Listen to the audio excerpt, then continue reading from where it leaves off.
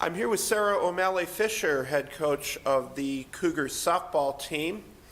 It's been a bit of a layoff, but the Cougars are just about ready to get back into action with their 2015 season.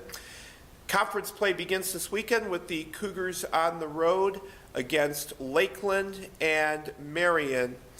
And Sarah, it certainly must have been nice for the Cougars to get out on the diamond here on campus last week and get some practices in. We did get a little snow the other day, but hopefully might be able to even get back out there by the end of this week before you travel up to Wisconsin.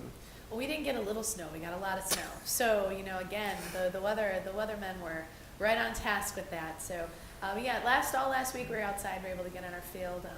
As a matter of fact, our field actually could use a little bit of water, but we are tarped and ready to go to keep it that way. But it was nice getting back on the dirt after having the week off and just kind of going into the academic side of things and really just focusing on the little things in our practice the week right after spring break, and then getting outside, being able just to be in the fresh air and have your pitchers throw outside again and have your outfielders get some fly balls and our your infielders get some reps on the grass and on the infield, and then being able to hit. It's important because our game is different when you're outside.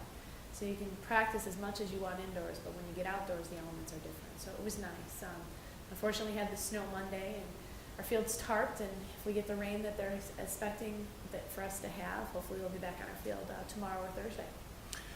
Just coming off the week in Florida, and then, as you said, a little time off before you started up practices again.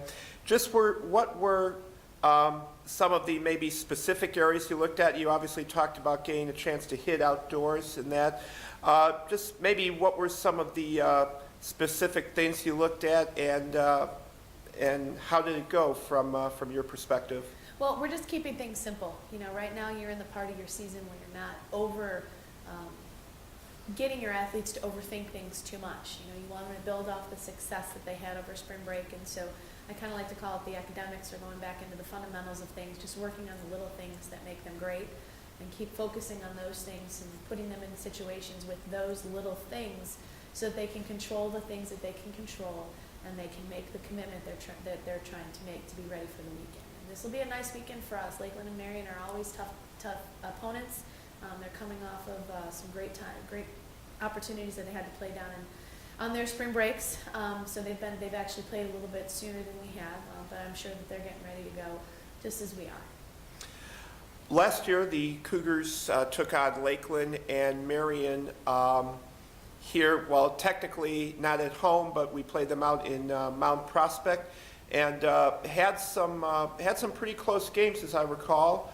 And I would imagine that these are probably two good opponents to open up the conference season with. Yeah, absolutely. Well, anytime we start our conference, you're going to be getting the very best of the best at that point in time. You're hoping everyone is hoping that they're playing their very best so that they can start off the conference the right way.